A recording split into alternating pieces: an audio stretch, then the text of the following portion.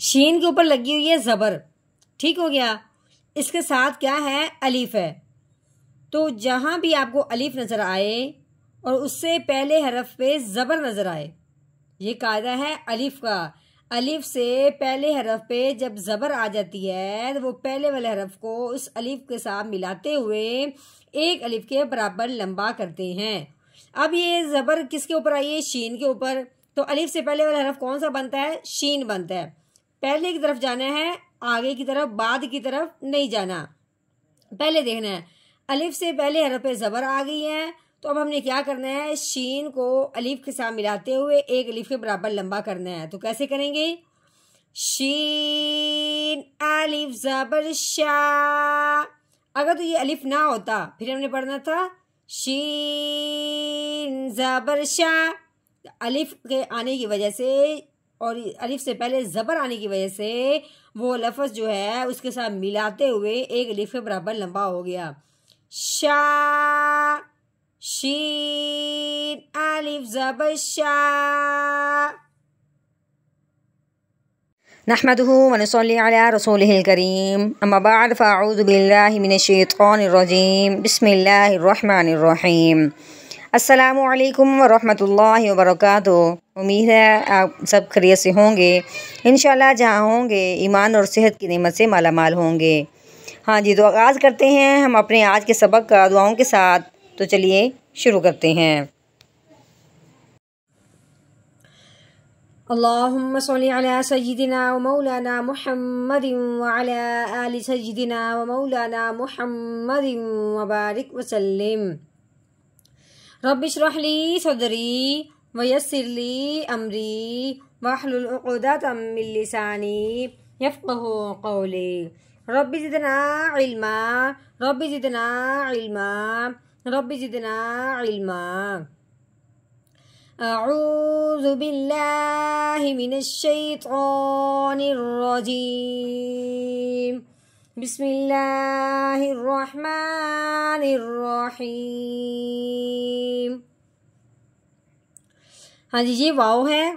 वाव के ऊपर जो लगी हुई है इसको ज़बर कहते हैं, ठीक है। वाव ज़बर वा। हाँ जी, ये शीन, शीन के ऊपर लगी हुई है ज़बर, आगे ये इसके साथ लगा हुआ है अलीफ। तो यहाँ ये बात समझने वाली है कि अलीफ से पहले हरफ पे जब ज़बर आ जाए तो वो पहले वाला हरफ अलीफ से मिलता हुआ एक अलीफ के बराबर लंबा हो जाता है। जैसे कि शीन अलीफ ज़बर शा, वशा। हाँ जी, आगे ये हा है, दो आंखों वाली हा, मोटी हा, इसके नीचे जेर लगी हुई है। हा जेर ही, वशाही। हाँ जी, दाल के नीचे लगी दो जेर, दो ज़बर हों, यानी कि ये इसी तरह के ऊपर लगे हों तो दो ज़बर होंगे। अब ये नीचे लगी लफ्ज़ के तो दो जेर हैं। तो इस तरह के अगर दो हों तो वो पेश हो जाती हैं, दो पेश होते हैं, ठीक है। अब दो ज़बर, दो जेर, दो पेश को तनवीन कहते हैं। तनवीन वाला हरफ पढ़ने से पहले अगले हरफ को देखते हैं, लेकिन यहाँ पढ़ने से पहले इसलिए देख रहे हैं कि अगले हरफ पे क्या लगी हुई है, तीन धुंदों वाली शाद लगी हुई है। शाद वाला जो हरफ होता है वो पिछले वाले हरफ को अपने साथ मिलाता है, ठीक है। अब हमने क्या करना है, दाल को इस वाव के साथ मिलाना है और साथ साथ गुन्ना भी करना है। गुन्ना क्यों करना है, इस तनवीन की वजह से। अगर सिर्फ एक जेर होती तो फिर शायद हम यहाँ पे गुन्ना ना कर पाते, लेकिन यहाँ पे क्या है, दो जेर होने की वजह से, आगे मिलने की वजह से यहाँ पे क्या होगा, गुन्ना होगा। तो कैसे पढ़ेंगे, दाल वाओ दो जेर दियूं वशाहिदियूं। हाँ जी, आगे वाओ के ऊपर, इसके ऊपर ज़बर भी लगी हुई है। अब हमने वाओ की ज़बर पढ़नी है, वाओ ज़बर वा, ठीक हो गया। आगे ये मीम है, मीम के ऊपर लगी हुई है ज़बर। आगे शीन, शीन के ऊपर ये जो दालनुमा बनी हुई है इसको जज़म कहती हैं। ये जज़म जिस हरफ के ऊपर आती है उस हरफ को साकिन कहते हैं। अब ये जज़म आई है शीन के ऊपर, जिसका नाम हो गया शीन साकिन। साकिन हरफ जो होता है वो पिछले वाले हरफ को अपने साथ मिलाता है। और साकिन का मतलब क्या है कि उसके ऊपर कोई ज़बर ज़ेर पेश नहीं होगी, बल्कि वो अपनी आवाज़ मखरज की हल्की से निकलेगी, ठीक है। अब हमने क्या करना है, मीम को शीन के साथ मिलाना है इस जज़म की वजह से। तो कैसे पढ़ेंगे, मीम शीन ज़बर मश वामश। हाँ जी, आगे हा के ऊपर लगी हुई है पेश, आगे ये वाओ के ऊपर लगी हुई जज़म। ठीक है, अब जज़म वाओ के ऊपर भी आई है तो अब ये हो गया वाओ साकिन। ठीक है, पीछे हमने क्या किया था कि ये जज़म आई शीन के ऊपर तो वो हो गया शीन साकिन, और बात सिर्फ इतनी थी कि पिछले वाले हरफ को उसके साथ मिला दिया था। लेकिन जब कल वाले सबक में भी हमने ये बात समझी है कि अगर जज़म आए वाओ के ऊपर तो उसको पिछले वाले हरफ को उसके साथ मिलाने के साथ साथ उस पर कायदा भी जारी होता है। और कायदा कौन सा जारी होता है, ये समझने के लिए हमने पिछले वाले हरफ को देखना है कि वाओ से पिछला हरफ कौन सा है। अब हमने देखा है कि वाओ से पिछला हरफ क्या है, हाल, इसके ऊपर क्या लगी हुई है, पेश। अगर तो वाओ साकिन हो और उससे पिछले हरफ पे पेश आ जाए तो वो उसके साथ मिलाते हुए एक अलिफ के बराबर लंबा भी होता है। कैसे करेंगे, हा वाओ पेश हु वामश हु। ठीक हो गया।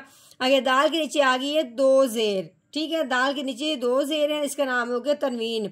यहाँ पे हमने वक़फ़ करना है तो वक़फ़ की सूरत में जो आखिर वाला हरफ होता है उसको कर देते हैं साकिन। अब ये दाल जो है यूँ समझेंगे कि इसके ऊपर क्या आ गई है, जज़म आ गई है वक़फ़ की सूरत में। समझना है, हकीकत में लगी नहीं हुई। ठीक है, उसके बाद ये जज़म जब आती है दाल के ऊपर तो वहाँ बात ख़ास हो जाती है। अब यहाँ बात क्यों ख़ास हुई, इसलिए कि दाल हरूफ़े कलकला में से है। हरूफ़े कलकला के ऊपर जब ये जज़म आ जाती है, हरूफ़े कलकला जब वक़फ़ की सूरत में साकिन हो जाता है तो हरूफ़े कलकला को हिला के पढ़ते हैं। अब हिलाना किस तरीके से होगा, तो चलिए पढ़ते हैं। दाल दो ज़ेर दिन वामश दिन, आगे वक़फ़ वामशहूद। अब हमने क्या किया, दाल को हिला दिया। कोई और हरफ होता तो हमने करना था वामशहूद, इस तरह कर देना था। लेकिन ये दाल है, रूफ़े कलकला में से है, तो ये ज़रूर हिलेगा वामशहूद, इस तरीके से। हाँ जी, अब मुकम्मल आयत का हमने तोड़ कर लिया, एक एक बात को समझ लिया, किसको किसके साथ मिलाना है, क्यों मिलाना है, कितना मिलाना है, कितना लंबा करना है, गुना करना है, नहीं करना। अब हमने करनी है इसकी रवानगी। तो चलिए शुरू करते हैं। अऊज़ु बिल्लाहि मिनश शैतानिर रजीम। सूरतुल बुरूज मक्किय्या। बिस्मिल्लाहिर्रहमानिर्रहीम। वशाहिदिन वमशहूद वशाहिदिन वमशहूद।